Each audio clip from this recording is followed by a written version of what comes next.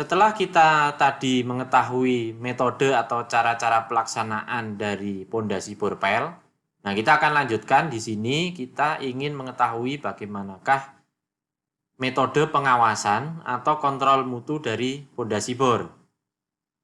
Nah, seperti kita ketahui karena pondasi bor ini sifatnya in situ atau cor di tempat dan pada kedalaman atau elevasi tanah yang cukup dalam, sehingga kita kesulitan untuk melakukan kontrol mutu secara visual atau secara langsung ke hasil dari pondasi bor kita. Nah, kira-kira metodenya apa yang bisa kita lakukan untuk kontrol mutu dari pondasi bor? Nah, di sini saya bagi menjadi dua, yaitu pengujian yang pertama adalah untuk mengetahui daya dukung dari si tiang bornya. Yang kedua adalah pengujian untuk mengetahui integritas atau keutuhan dari si tiang bornya.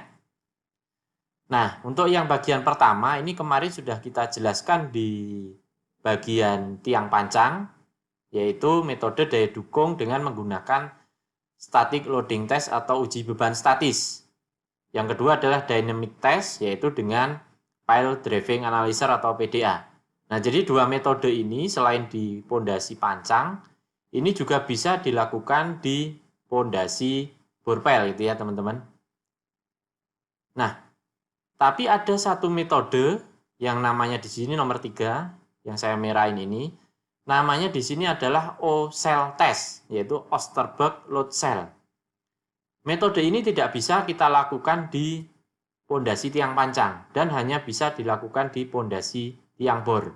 Seperti apa metodenya nanti kita akan jelaskan ya, secara lebih detail di slide berikutnya. Nah, yang kedua terkait pengujian keutuhan atau integritas tiang bor.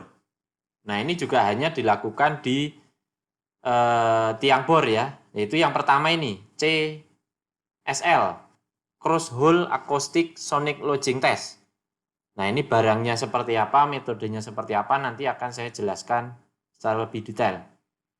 Yang kedua adalah Impulse Echo, yaitu Pile Integrity Test atau PIT Test. Nah, ini metodenya seperti apa dan barangnya seperti apa akan kita bahas secara lebih detail di slide-slide berikut ini.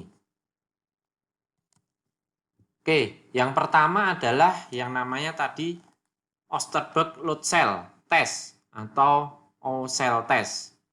Nah, prinsip pengujiannya O-cell ini adalah semacam kayak teman-teman bisa perhatikan di sini. Jadi di sini kita punya yang namanya load cell. Gitu ya. Nah, load cell ini ditempatkan di bagian mendekati ujung dari si ujungnya tiang bor, gitu ya. Jadi alat ini ditanam. Ini semacam sel untuk kita melakukan pembebanan, gitu ya.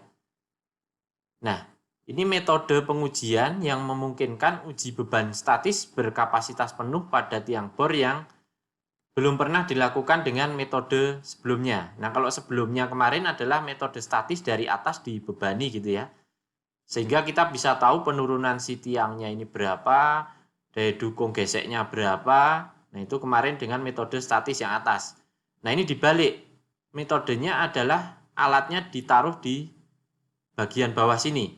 Sehingga si load cell ini nantinya ketika diberikan tekanan dengan hidrolik gitu ya. Jadi memang ada hidrolik jack yang dirancang khusus ditanamkan di sini.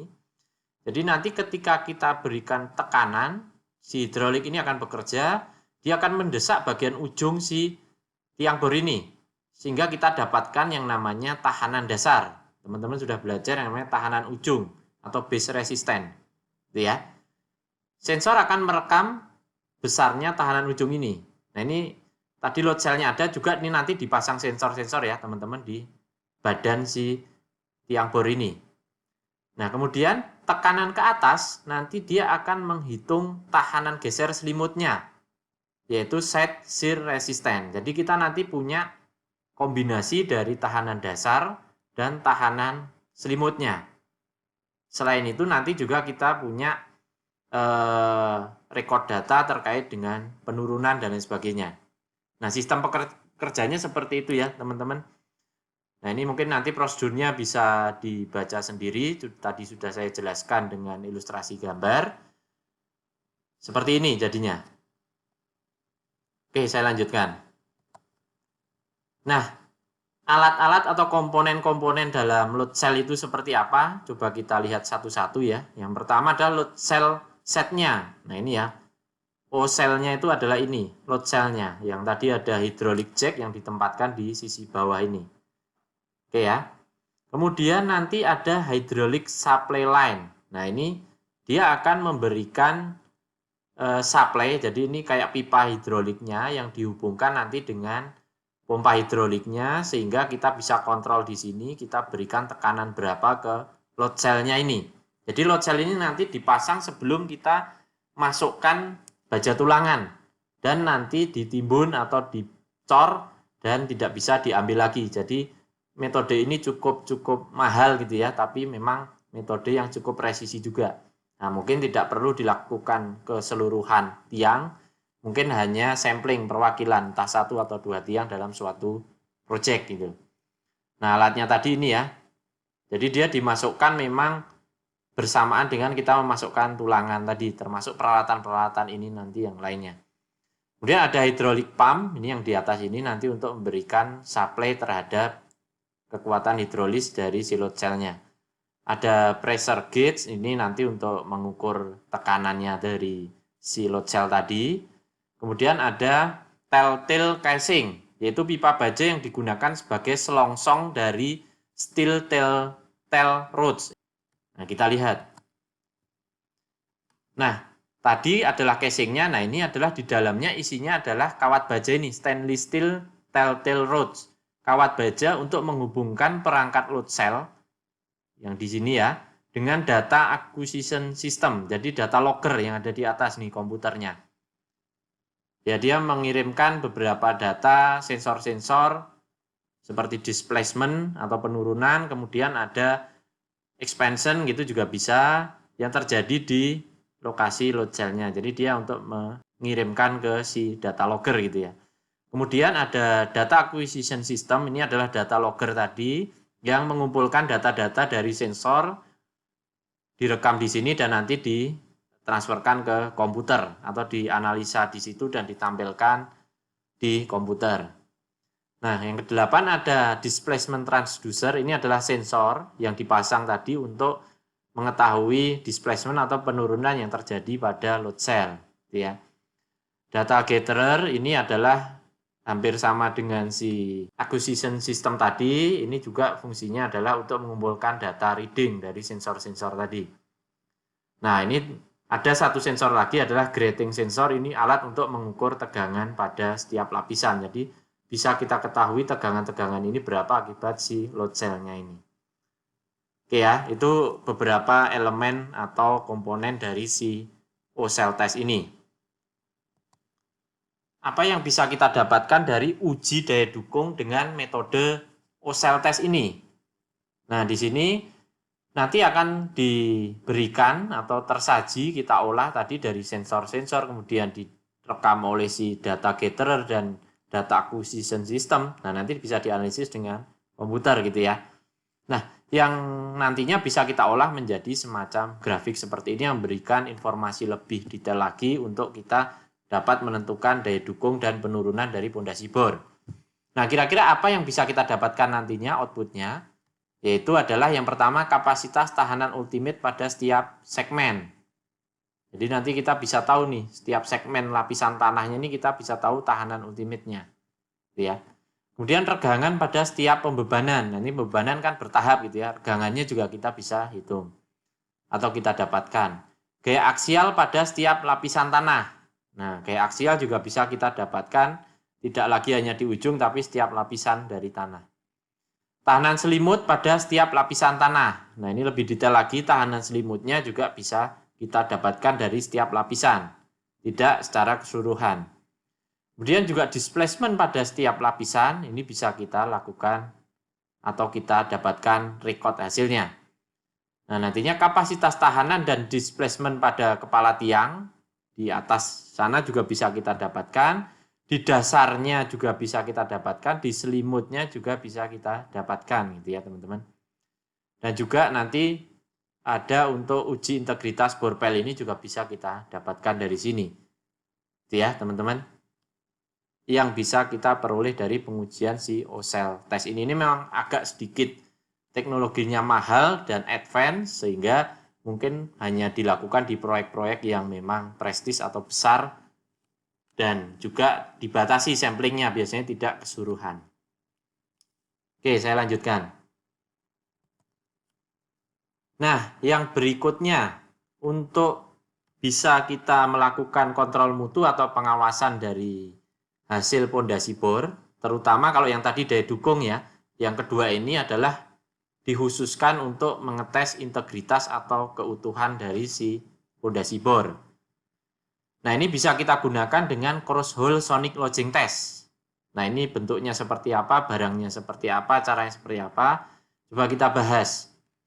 Nah, prinsip pengujian ini dimulai dengan memasukkan yang namanya nanti probe uji gitu ya. Probe itu semacam batang itu ke dalam dasar pipa yang telah diisi oleh air hingga penuh. Nah, air ini nantinya sebagai media penghantar gelombang ultrasonik. Jadi sebenarnya ini kayak kita melakukan ronsen gitu ya. Pakai ultrasonik, kita pengen ronsen si betonnya ini kira-kira utuh atau tidak. Nah, medianya adalah nanti air. Nah, air ini ditempatkan di suatu pipa. Jadi di sini ada pipa ini. Dan pipa ini ditanam pada saat kita memasukkan si rebar atau reinforcement untuk pondasi bornya. Dan nanti dicor. Tapi si pipanya diusahakan nanti tidak ikut kecor dari atas, sehingga dia masih punya lubang di sisi-sisinya. Gitu ya. Nah, lubang-lubang ini itu nantinya diisi air, teman-teman. Diisi air hingga penuh. Nah, kemudian alatnya itu yang tadi saya namakan probe tadi, itu dimasukkan sampai ke dasar si, ini ya, kita masukkan sampai ke dasar si pondasi bor. Nah, itu probe itu nanti terdiri dari dua, transmitter dan receiver. Transmitter adalah pengirim gelombang atau pembangkit gelombang ultrasoniknya, receiver nanti untuk menerima. Nah, ketika gelombang ultrasonik ini nanti dikirimkan dan diterima, dia akan melewati material atau bahan beton kita. Nah, ketika melewati itu, dia akan memberikan respon kecepatan gelombang. Nah, karena gelombang kan akan merambat dengan kecepatan tertentu pada media tertentu. Nah, kalau nanti dia merambatnya pada media beton, biasanya kecepatannya adalah lebih tinggi dibandingkan dia merambat pada media lain, misalkan tanah gitu ya, atau udara. Nah, sehingga kita bisa identifikasi nantinya mana yang posisi memang terisi penuh oleh beton, ataupun yang ada lubang atau terisi oleh tanah atau lumpur. Ya, teman-teman, prinsipnya seperti itu. Setelah kita masukkan si sensor transmitter dan receiver sampai bawah, nanti sama-sama ditarik pelan-pelan naik ke atas. Kedua transmitter ini beriringan sambil kita lakukan pembacaan dari si gelombang ultrasoniknya tadi sampai ke posisi atas, sehingga bisa kita dapatkan rekod keseluruhan dari ultrasonik hasil dari pengecoran kita tadi, gitu ya. Nah, prosedurnya tadi sudah saya singgung, saya ulang. Nah, persiapkan pipa PVC atau pipa baja yang nantinya ditanam pada proses pengecoran. Nah, jadi ini sudah ditanam pada saat proses pengecoran. Nah, ini konfigurasi dan jumlah penempatan ini disesuaikan dengan diameter. Pastikan pipa menerus dan elevasinya tegak lurus. Nah, teman-teman, yang harus diperhatikan adalah pemasangan konfigurasinya. Dalam hal ini karena diameternya cukup besar, mungkin ini orang berdiri segini sekitar 1 meter ini. Ini bisa 1 meter lebih ya, 1,2 mungkin, karena ini orang aja sudah sampai ke dada gitu ya. Ini bisa ditempatkan misalkan 4 seperti ini ya. 1, 2, 3, 4 yang saling tegak lurus. Nah, itu ya teman-teman. Nah, kalau nanti diameternya kecil di bawah 1 meter, nah transmitter atau receiver ini bila tidak memungkinkan dibuat konfigurasi seperti ini, bisa hanya 2 saja kiri kanan. Atau 3, 1, 2, 3. Atau kalau memang tidak memungkinkan hanya dipasang 1 atau single hole method. Hanya diletakkan di tengahnya misalkan. Nah, nanti sistemnya sama, kalau yang sistem tadi ada 4 atau ada 3 gitu kan, bisa ditaruh transmitter di sini, receiver di sini, kita baca gitu ya. kemudian dipindahkan nanti transmitter di sini, receiver di sini, sehingga nanti kita baca adalah yang beton di sisi sini. Nah, nanti kalau di sini adalah sisi sini. Nanti juga bisa sisi sini. Nah, nanti pindahkan lagi di sisi sini yang belum terbaca, sehingga nanti kita bisa punya pembacaan 1, 2, 3, 4, 5, 6. Nah, dengan 4 ini kita punya bacaan 6 kali ronsen atau pembacaan si ultrasoniknya, sehingga kita punya gambaran mana yang kira-kira lubang atau tidak bagus pengecorannya gitu ya. Nah, kalau kecil kita biasanya bisa pakai single hole method, yaitu hanya satu, sehingga nanti transmitter dan receiver dimasukkan dalam satu pipa ini, diberikan jarak, ketika kita tarik nanti kita tarik secara beriringan, sehingga nanti dia hanya mendeteksi keutuhan di beton di sekitar lubang itu, sehingga mungkin kita tidak dapatkan adalah mana yang menggembung atau mana yang mengecil, tapi kita hanya dapatkan adalah nanti ada laminasi kah atau tidak di antara beton-beton yang kita corkan gitu ya. Oke, berikutnya tadi ya. Nah, air ini juga nanti perlu diperhatikan sebelum kita masukkan sensor kita perlu lakukan yang namanya flashing.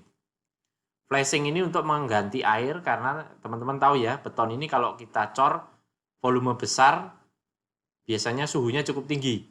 Nah, sebelum kita lakukan memasukkan sensor, supaya sensor kita tidak rusak, kita harus flashing airnya. Kita ganti dengan air yang baru sehingga suhunya terjaga. Nah, transmitter receiver ini nanti dimasukkan sampai ke ujung dasar, kemudian ditarik bersamaan sambil melakukan perekaman data. Jadi ultrasoniknya dihidupkan sambil kita rekam data.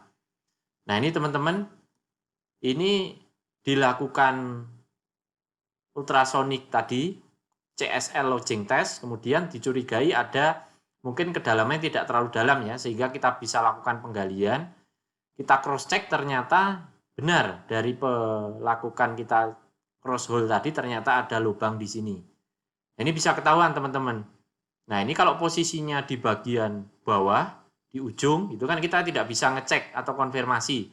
Nah, dengan alat ini kita bisa ketahui, sehingga kalau memang nanti ada yang jelek atau desain kita tidak terpenuhi gitu ya, secara luasan, nah makanya perlu kita mungkin alternatifnya nambahi tiang dan lain sebagainya gitu ya teman-teman. Oke, nah ini saya berikan gambaran hasil bacaan dari CSL lodging test tadi, cross hole sonic lodging test. Yang digunakan standarnya adalah mengacu ke ASTM D6760. Standard test method for integrity testing of concrete deep foundation by ultrasonic cross hole testing. Jadi ini ya standarnya. Tadi saya sudah jelaskan, kita bisa lakukan konfigurasi kalau memang cukup besar gitu ya, kita lakukan 4 titik di sebelah sini gitu ya. Nah, lubang-lubang ini nanti kita lakukan pengukuran ke arah sana sekali tadi ya, ke arah sana 2 kali, ke arah sana 3 kali, ke arah sana 4 kali, ke arah sana 5 kali, dan yang terakhir ini 6 kali. Sehingga kita bisa dapatkan gambarannya nanti. Nah, pipa tadi ini sudah ditanam bersamaan dengan pengecoran. Kemudian ini transmitter. Transmitter berarti dia pengirim atau pemicu gelombang ultrasonik. Kemudian ini adalah receiver. Nah, saat kita membaca nanti ini ditarik bareng-bareng sampai posisi di atas habis dari beton kita gitu ya. Oke.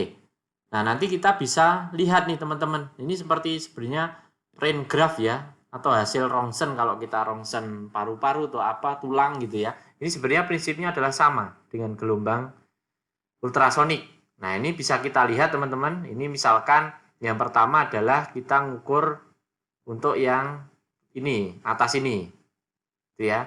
Kita hasil dapatkan ternyata di sini ada terputus nih. Ini adalah penyelipan atau selipan bahan material, mungkin tanah ataupun lumpur, karena mungkin pergantian pada saat kita mengecor ya, ternyata tremi kita terlalu terangkat atau dan lain sebagainya, sehingga ini ada laminasi.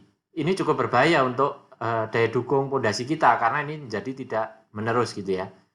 Kita konfirmasi di lubang sini gitu ya, ternyata ini juga ada laminasi nih. Nah, ini cukup berbahaya, berarti mungkin di sekitar area kedalaman 5 sampai 6 meteran ini ada laminasi. sehingga betonnya tidak utuh, tidak menyatu. Kita lihat lagi di kedalaman yang lain. Nah, ini ternyata di kedalaman 35 meter itu cukup besar nih lubangnya. Nah, ini sama ya. Di sisi ini pun dia ada. Kemudian ini adalah sisi yang sini. Ini adalah sisi yang tegak lurus ini, sejajar, sorry. Ini ada lubang juga besar. Ini adalah sisi yang vertikal juga ada lubang besar. Ini bahkan bisa kita lihat berapakah dia kira-kira sudah memakan dari luasan yang kita harapkan. Ini jadi luasan yang kita harapkan kan sebenarnya yang di luar ini ya. Nah, ini bahkan sampai sudah 75% dia lubang. Nah, lubang ini kalau kita misalkan bisa gali sampai kedalaman ini pasti adalah terisi lumpur. Gitu ya, teman-teman. Sehingga dengan sistem ini kita bisa tahu nih daya dukung tanah kita jadinya berapa kalau sistemnya seperti ini yang kita harapkan di kedalaman 4 meter atau 42 meter di sini itu misal ya. Ternyata di kedalaman 38-an atau 37 ada lubang sebesar ini. Dan bahkan di atas 6 meter ada laminasi si betonnya. Nah, sehingga kita bisa cross check lagi terhadap hitungan kita, kira-kira daya dukung si pondasinya jadi berapa kalau seperti ini. Nah, nanti kalau nggak cukup atau hitungannya menyatakan tidak cukup, ya perlu kita ada penambahan atau seperti apa treatmentnya. Nah, itu ya, untuk mengetahui integriti atau keutuhan si tiang bor. Oke, saya lanjutkan. Nah, cross hole sonic lodging test ini kira-kira manfaatnya apa? Yaitu yang pertama dapat mengevaluasi integritas dan kualitas beton, serta konsistensi material pondasi bor dan struktur beton lainnya yang dicor di tempat. Ini ya. Tadi kita bisa lihat integritasnya, tadi ada yang lubang-lubang gitu ya, kualitas betonnya bisa kita lihat juga ada yang kropos berarti di situ. Termasuk konsistensi material, tadi ada yang di kedalaman 6 meter tidak nyambung, berarti itu tidak konsisten, ada laminasi material lemah yang ada di situ. Itu bisa kita ketahui. Yang kedua, dapat mengidentifikasi lokasi anomali pada luasan penampang pondasi bor secara menerus dari dasar tiang hingga ujung atas. Tadi bisa kita lihat ya, mana yang dia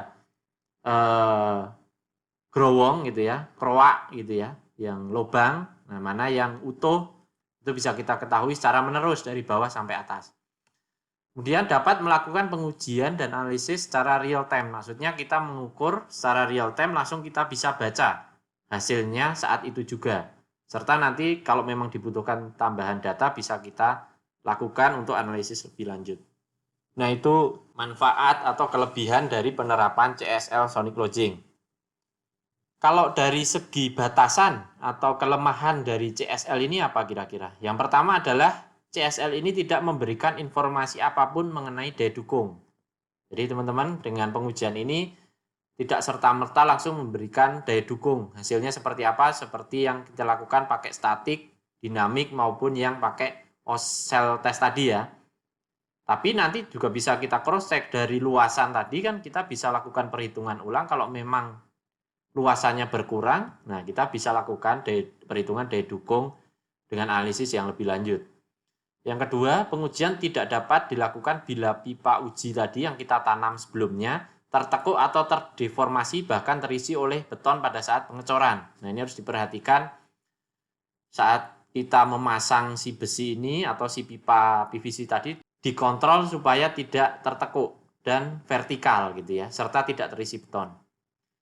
Kemudian pengujian ini tidak efektif pada tiang bor dengan penampang melintangnya yang kecil. Nah, ini karena tadi kalau kecil kita tidak bisa menempatkan dua pipa, kita hanya satu pipa single hole tadi, sehingga pembacaannya nanti tidak bisa kita mendapatkan luas penampang yang mungkin berkurang atau apa, kita tidak bisa dapatkan. Kita hanya bisa mendapatkan konsistensi material, misalkan ada laminasi di titik mana. Nah, hanya itu kalau hanya satu single hole method.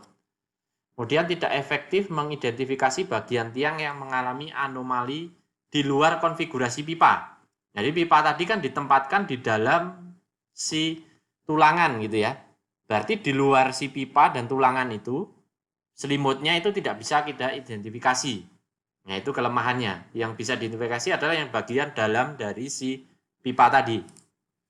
Berikutnya, uji ini tidak dapat digunakan untuk menguji tiang pancang atau pondasi beton pracetak lainnya. Ya, karena tidak kita persiapkan pipa uji dan lain sebagainya untuk bisa kita uji. Dan cenderungnya pancang dan pracetak, konsistensi dan keutuhan betonnya adalah sudah terjamin. Itu ya teman-teman. Kita lanjutkan. Nah, berikutnya ada satu alat uji lagi yang untuk mengetahui integritas atau keutuhan si pondasi bor. Nah, ini lebih simpel gitu ya. Tidak serumit CSL sonic lodging karena harus kita persiapkan lubangnya dan lain sebagainya. Nah, kalau ini kita namakan di sini namanya adalah tes PIT, Pile Integrity Test gitu ya. Jadi prinsipnya PIT ini merupakan pengujian yang tidak merusak atau non-destructive test, yaitu dengan menggunakan masih sama uji gema sonik, jadi ultrasonik tadi, dan uji strain integritas rendah. Jadi nanti sensornya sensor ultrasonik tadi sama sensor strain. Strain itu regangan ya. Nah, nanti kita lihat. Selain itu, penggunaan sensor akselerometer di atas permukaan dapat mempermudah pembacaan gelombang ketika diberikan pukulan dengan hammer. Oke ya, jadi alatnya seperti ini, simple, hanya ada hammer, kemudian ada sensor nanti yang ditempatkan di sisi atas ini, tanpa kita harus membuat atau menyiapkan lubang dari si borpel ini. Itu ya. Prosedurnya, nah nanti sebelum melakukan pengujian, permukaan dari borpel harus dipastikan rata dan halus dengan gerinda. Sehingga permukaan tadi nanti bisa kita tempatkan adalah sensor akselerometer dan juga untuk memukul hammer tadi. Oke. Kemudian data berupa tanggal pengeboran tanah, pengecoran pondasinya gitu ya. Itu harus diberikan kepada penguji untuk bisa memperhitungkan nantinya kira-kira beban yang akan kita berikan si hammernya ini berapa. Karena nanti tergantung dimensi, kedalaman, dan lain sebagainya. Nanti setelah permukaannya siap, sensor dipasangkan di sini, kemudian dipukulkanlah hammer atau palu. Ini ada yang sampai dari 1,5 kilo sampai 12 kilo untuk mengetahui atau mendapatkan eksitasi gelombang yang nantinya gelombang ini akan diteruskan sampai ujung tiang dan dikembalikan lagi ke sisi permukaan atas dan ditangkap oleh si sensor. Ya, jadi prinsipnya dipukul di atas, ditransferkan gelombang sampai ujung. Ketika nanti terjadi perbedaan ekstrim antara material beton dan tanah, gelombang ini akan dipantulkan balik. Sehingga kita nanti akan dapatkan seperti apa gitu ya hasilnya. Coba kita lihat interpretasi datanya. Nah, di sini punya ilustrasi saya. Kira-kira tadi sistemnya adalah seperti ini. Hammer kita pukulkan gitu ya. Kemudian gelombang turun ke bawah. Nah, nanti di ujung ini karena perbedaan ekstrim antara material beton dan tanah, gelombang ini akan dipantulkan balik dan ditangkap oleh si sensornya. Jadi kasus kalau normal. Kalau kasusnya adalah necking, necking itu pengecilan ya. Seperti tadi, ini mungkin terisi oleh tanah dan lain sebagainya. Ini juga sama, dia masih diteruskan sampai bawah dan nanti dipantulkan balik. Tapi nanti ada perilaku gelombang ketika terjadi perbedaan luasan. Nah, ini mengecil ya. Nanti gelombang yang dihasilkan adalah beda. Nah, ini kita lihat. Nah, kalau ada laminasi atau defeknya ini terputus konsistensi dari si beton. Nah, nanti ini ketika kita pukul sampai kedalaman tertentu itu langsung balik dia. Jadi nanti panjang gelombangnya kita bisa tahu seharusnya berapa meter. Ini belum sampai gelombang tersebut dia sudah balik, berarti ini ada defek di area sini yang secara menyeluruh. Satu penampang luasan tiang bor gitu ya. Juga ada yang di sini kasusnya adalah bulging. Bulging ini pembesaran gitu ya di area si tiang bornya. Akibat mungkin awalnya di sini longsor dan lain sebagainya pada saat kita cor sehingga dia terjadi pembesaran dari diameter tiang bor. Nah, ini sama kita pukul sampai ke bawah nanti dia akan dipantulkan ulang diterima oleh si sensor. Nah, tapi nanti ada perilaku gelombang ketika dia di sini ada perbesaran dari area permukaan tiang bor, nanti ada case sendiri, kasusnya sendiri. Nah, ini bisa kita lihat ini ya. Jadi, prinsipnya adalah parameter amplitudo merupakan fungsi dari penampang tiang, perubahan sifat tanah, dan perubahan kepadatan berat jenis material dari tiangnya. Jadi tadi ya, kalau sudah berubah materialnya, kualitasnya nanti akan memberikan gelombang atau amplitudo yang berbeda. Perubahan impedansi yang paling menonjol adalah di dasar tiang, yaitu di mana perbedaan antara material beton dengan material tanah di dasar tiang. Ini akan hampir selalu menghasilkan gelombang searah dengan gelombang asalnya. Jadi nanti ada gelombang yang sama dengan gelombang asal ini ya. Jadi ini kita pukulkan, dia gelombang datangnya ini lewat, kemudian ada gelombang yang besarannya sama dengan gelombang awal, ini berarti dia adalah di ujung si tiang bor kita. Nah, nanti baru gelombang itu dipatulkan kembali. Nah, identifikasi ini adalah di ujung tiang kita gitu ya. Nanti ada perubahan impedansi di sepanjang tiang umumnya timbul akibat kerusakan tiang berupa rekahan gitu ya. Rekahan ini seperti laminasi ini. Beton berkualitas lebih rendah, jadi drop mutunya mungkin kecampur air atau lumpur. Sisipan tanah, nah seperti ini laminasi sisipan tanah. Perubahan penampang baik itu pengecilan maupun perbesaran. Nah, perbesaran penampang diindikasikan bila grafik gelombang pantul yang berlawanan dengan arah dari gelombang asal. Itu perbesaran. Nah, pengecilan penampang diindikasikan bila grafik gelombang pantul yang searah dengan gelombang asal. Nah, ini di grafik bawah. Ini yang atas adalah normal ya, good ya.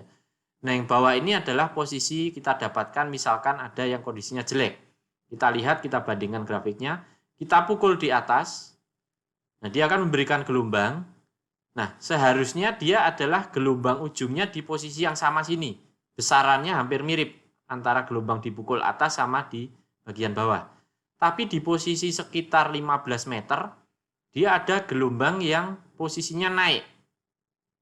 Kemudian turun gitu ya. Nah, ini berarti ada defect. Kita cocokkan defect tadi kalau gelombang pantulnya searah dari gelombang asal, ini kan searah arahnya ke atas. Berarti di sini dia ada pengecilan atau necking. Berarti dia posisinya adalah ini. Nah, berapa besarnya kita tidak bisa identifikasi, hanya terjadi pengecilan di sini, ya. Kemudian kalau ternyata grafiknya misalkan ini turun ke bawah gitu ya, pantulan pertama setelah kita datangkan dia, setelah pantulan awal ini nanti ada turun ke bawah, berarti dia ada bulging atau pembesaran. Nah, ini cara untuk membaca si grafiknya. Sehingga nanti kita bisa identifikasi, oh di sini ada defect nih, kira-kira di kedalaman ini. Nah, ini fungsinya sebagai komplementari dari si sonic lodging, karena sonic lodging ini juga akan sangat mahal kalau kita lakukan tiang demi tiang. Dia hanya sampling. Untuk tiang yang lain kita bisa lakukan dengan PIT ini yang jauh lebih cepat, simpel, dan lebih murah gitu ya. Oke, kira-kira PIT ini kelebihannya apa? Yaitu evaluasi panjang tiang atau elemen yang tidak diketahui. Jadi gelombang datang nanti akan menghasilkan gelombang yang dipantulkan yang besarnya sama, sehingga kita bisa ketahui panjang tiangnya. Oke, kemudian evaluasi luas penampangnya. Nah, penampangnya tadi kalau ada gelombang yang seharusnya belum ada respon di situ, tapi dia ada respon baik ke atas maupun ke bawah, berarti ada perbedaan luas penampang. Nah, ini evaluasi luasnya dan elevasinya bisa kita ketahui. Menentukan keutuhan dan kontinuitas tiang bor.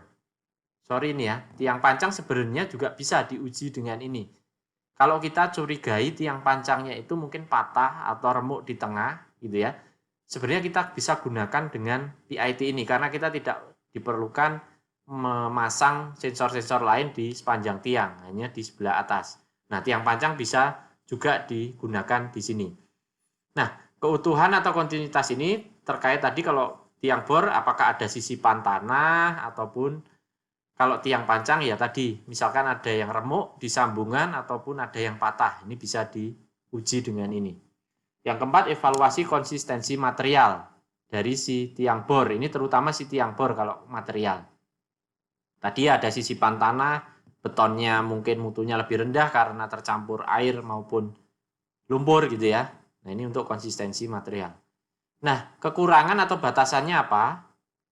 PIT ini tidak memberikan informasi mengenai daya dukung. Sama ya, kayak tadi, yang CSL juga tidak bisa.